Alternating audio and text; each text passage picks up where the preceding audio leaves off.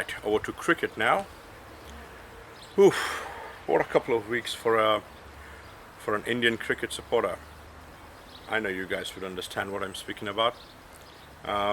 It's from absolute agony to absolute ecstasy. That's what sport can provide. As I told you, character building, the range of emotions you go through and how to handle it, and especially Test cricket. Just the name, as you could feel test. It tests your character. It tests your mental stability. That's why it's called Test. That's why it's played across 5 days. And over the past couple of years, Test cricket and mainly cricket as well is writing its own scripts that we've not seen before at all, and we've not even comprehended that something like that would happen. So over the past 2 or 3 years, Test cricket has been writing its own unbelievable scripts, and as a matter of fact, cricket has been writing its own scripts, something that you won't even imagine would happen. For example, the World Cup. If you think about how it ended, it was absolute nuts. And a couple of Test series after that, the Ashes, and now coming down to Australia versus India. As you guys would have known, the first Test in Adelaide, India were absolutely dominating 6 sessions of the game, and then that one session I would still not probably never forget in my life. I rushed back from work through the traffic because I'm an absolute big lover of Test cricket. I wouldn't miss a ball. Test cricket is real cricket apart from anything else. One of the best games in the world, alright, hands down. So I'm a big fan of Test cricket. Came running down, turned the TV on, start of the day, India about to take a good lead.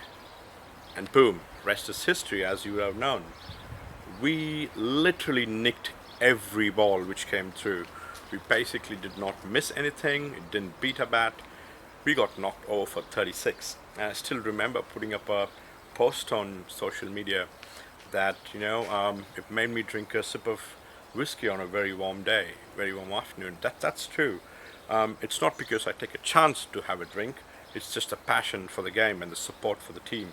And I would stand by my team all the time, but it does disappoint you. It does hurt you when you're all out 36, lowest ever score for an Indian Test team. And that really wrecked us. And I think that was followed by Chelsea losing to Arsenal. Whoa, that would have taken a toll on me in it. But yeah, then Kohli's gone. Kohli's back home for his birth of his first kid. I wish him luck. Wish him, the very best. And we are Kohli-less India now. Just got hammered by Australia in Australia. No one gave us a chance. And that's the beauty about sport, the underdog victory. We've lost Mohammad Shami, our ace bowler, broken hand. That's another blow. And we come in, our other fast bowler gets injured. We bowl with 4 bowlers, and we absolutely pull the game out to win in 4 days. That is, for me, one of the best turnarounds in Test cricket. And this win will rate up there as one of the best overseas wins for India all time. And I'm absolutely sure about it. The reason why, there are many reasons, especially all the ones I told you, some from absolute devastation, dead, to just rising back and winning a Test game in the MCG, at the MCG, to rise back from the Ashes and win a Test game at the MCG ain't that easy. So brilliant, guys. It's absolutely fantastic. I feel over the moon right now from the comeback. But what we need to just drill into to have a quick chat about is who really contributed and what was the turning point. So first things first, I would like to give mention to the debutants, who are Gill and Mohammad Siraj. Siraj, as we know, just lost his father a few weeks before. That takes some mental strength to come and play out loud, bowl his heart out for his team. He was so consistent. I really liked the way Siraj bowled, angling in, but very consistent. That's what I liked. Umesh sometimes praised the ball around, but Siraj was very consistent. And now with Umesh injured, Lauda is back. So with Umesh injured, that's when we need to know who's going to replace him. So there are rumors that Natarajan is going to replace. I'd be jumping for joy if that happens. or probably Saini. We're not really sure. Anyways, Shubham Gill, what a knock! That guy's stylish. The way he drives for the first 2 innings, absolutely confident. As everyone in commentary was saying as well, one of the best drives. He was driving so confidently on the up, regardless of the pace. Very confident young man. But my favorite shot was, I don't know if you guys watched, he was hooking or pulling with a short arm jab. So he's just going, no follow through, he's just going, hook, that. And to play that to Stark was burning close to 150 Ks. For a debutant, that's pretty impressive. That shows the confidence of the young man. He's going to stay in the team for a long time. Shaw didn't take his opportunity, so I think Shubham Gill absolutely did, and he's going to stay in the top order for a while, or probably play at 4, at Kohli's place, and get Rohit in to open the innings, which would be good. And there's also some talk about Rahul replacing Vihari. That would be good if you look on paper, but my only concern is, do we have too many hitters in our team? Do you remember England after the World Cup? They just had an ODI team in the test. They didn't perform at all because they're more like a hitting 20-20 or an attacking team, which doesn't really work for test cricket. Vihari is a guy who he's not showed that much, but I feel that he can stay up. He has very good technique, so he can probably hold an end just in case if we do need. But yeah, again, it's up to the selectors, and we'll see how we go with the third test. I can't wait. I think it's 11 days from now, and it's confirmed in Sydney. So we should see, Rhodes is back into selection, so that should be pretty wonderful. All right, next mention in the game was Ashwin, my Macha. What a performance! So there's been so much of slack for Ashwin. People give him they don't give him credit for what he deserves. People do say that he doesn't bowl well overseas. Well, he does. I can't still understand why people don't rate Ashwin. He was the first test last time when we toured, but the only thing I figured out was he was bowling a lot more flatter last time to this time, where he's giving the ball a lot of air, and he's also hitting the lengths and the lines perfectly. He's using the rough a bit. He's trying out new things, but the only difference I felt is just air. Give it a little bit of air and the ball will do the work. So that's what Ashwin's doing brilliantly. He bowled beautifully, and there was just a stat I was just reading about. I think last time when India met Australia, Smith scored like some 200-300 runs off him, and Ashwin never got Smith out, whereas this time around he's just scored 5 and got him twice. And speaking about Smith, he's a champion batsman, and we got to expect him to come back very strongly in Sydney. You don't know what's around the corner with him.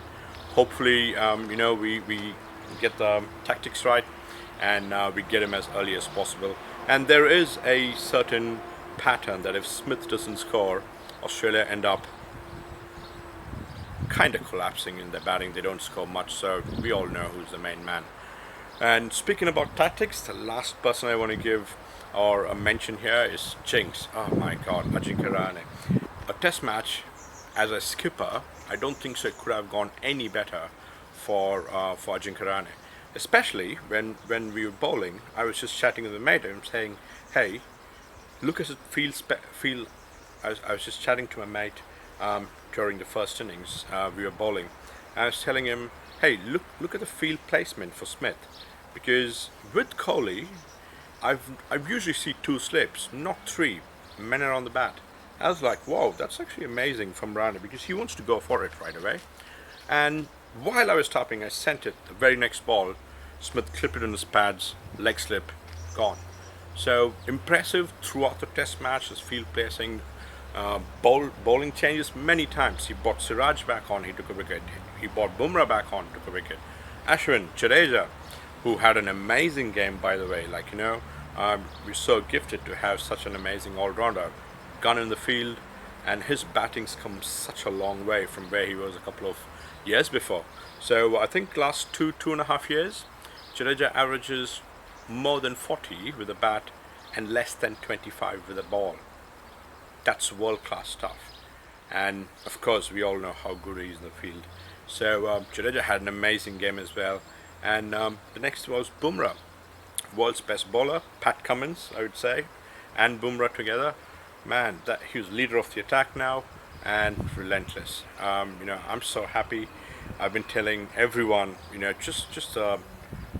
happiness you feel being an Indian cricket supporter for so long, where you've seen your fast bowlers barely 10 kilometers above Kumble's speed. So Kumble was bowling 110, and our pacers, our quicks, were bowling 120 or 130. Not intimidating, getting hit over. That's what we've been, brought up watching cricket with, and now here we are, Bumrah bouncing out Cummins, and we all clicking 140 plus. Oh, fun fact, just to wrap up the video, India's never lost a test game when Ajinkya Rahane scored a century. Yep, there you go. We know that. So that's pretty much it for me. And as I'd like to wrap it up, this is one of the best overseas victories India's ever had. What a gritty knock by Rahane, and his batting as well. I think that was a turning point. Just unbelievable application. He's not much of a front foot player. He's not much of a front foot player, as you'd see. Hangs in there and went through such a difficult period. Scoring that brilliant ton. One of the best up there. And eventually we roll him out, win the game, and 1-1 up. And we go to Sydney now in 10 days' time, and we're going to see how we're going to perform there, and just be a cracking of a test series. I wish they scraped out this ODI fully and added a couple more tests, because ODI for me is stuck in no man's land. So might be something to ponder about. So just before I let you go, guys, I want to share some this interesting fact. So these are a couple of my mates who used to work with me, Jasmeet Singh and Parvesh Sethi. Hope you're listening, guys. I think this needs a mention. So these guys broke the highest opening stand in all of New Zealand cricket, surpassing 441. How much did these guys score? 455 for the opening wicket. Jasmeet, 314, for good sake. Parvesh, nice little roll there, 125. That's amazing. And I think Jasmeet scored like 24 fours and 25 sixes. That's absolutely nuts, mate. And that's big news here. I just want to say congrats to you guys. Well done. Proud of you fellas, and keep it going. Well done, mate. That's pretty dominating. And Parvesh, well done on your century as well, bro. You've written yourself into history books. Until we catch up again, just want to add this quick note. Say congrats to our boys, and see you guys in the next video. And until then, take care. Signing off, Rax.